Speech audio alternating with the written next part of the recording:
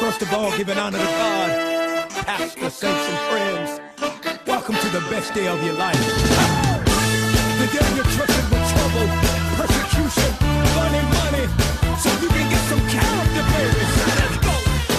Nobody said things would always be easy. Nobody said always be nice. Nobody said that every day would turn out perfectly right.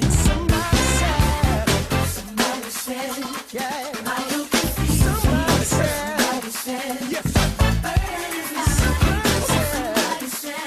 Remember, the Bible said that the earth is and the fullness thereof. So when the earth realizes that the author, maker, and creator of the universe is dead, and nobody will breathe for Jesus, they wouldn't give him the proper funeral, they would not give him the proper burial. Even his own disciples, they were shaken, they were scared, they were tormented, they were afraid, because they were under the understanding that if I mourn for Jesus publicly, then they gonna kill me too. No weapon formed against me shall prosper.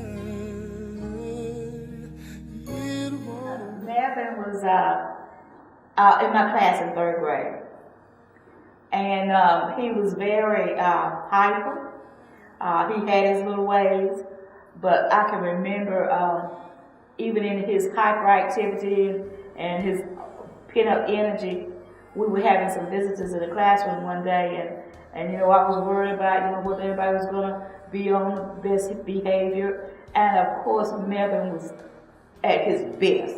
And he was telling the rest of them, "Oh, y'all know we got company coming in."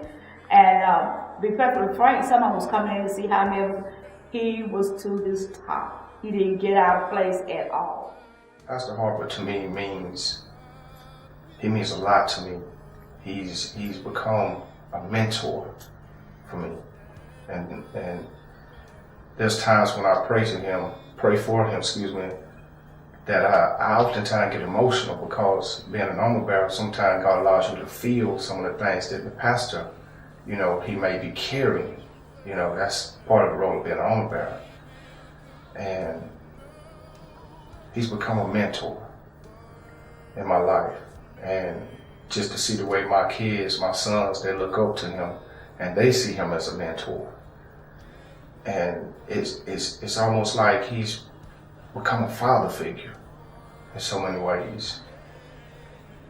And I love him for that. And I thank him for that. My name is Hazel Threed, and I'm a member of our Rehoboth Fellowship Church. I'm the mother of the church, which I counted as an honor and a privilege.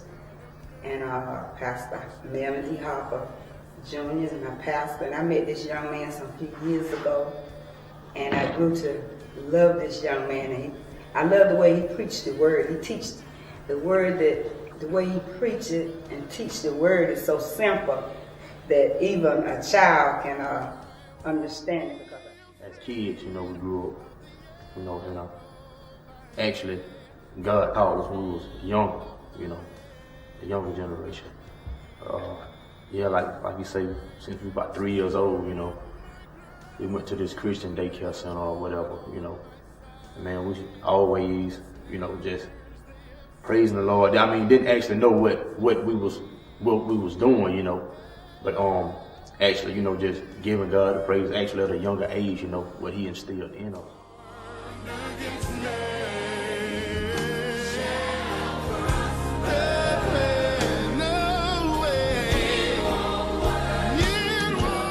First came to Rehoboth, I was coming out of another church where it seemed like I wasn't getting what I needed from the Lord. So I already know Pastor Harper, so God reached down and back together.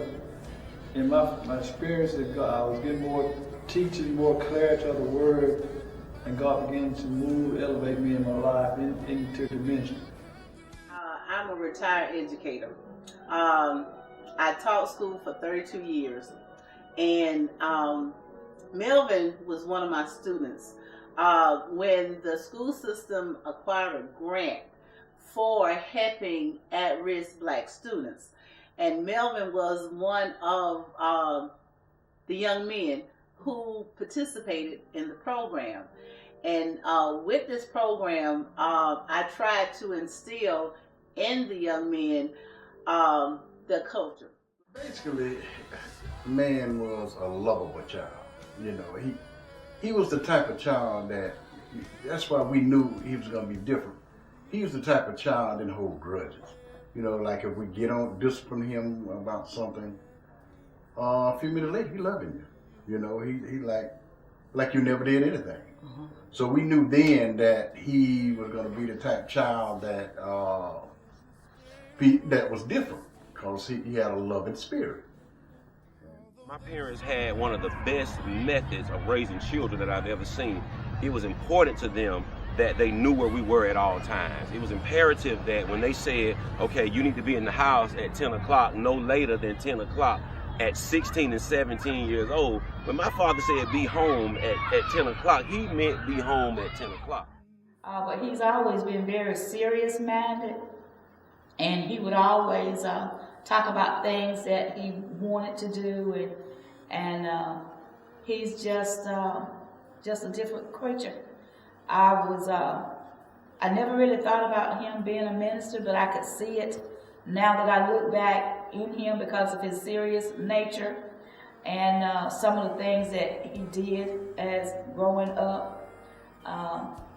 He puts me in the mind of my children a lot, because all of them have that little hyper nature about himself, and I think that's what makes him so suited, especially to young people that he ministered to, because of the energy that he has. And I think it's appealing to the young people.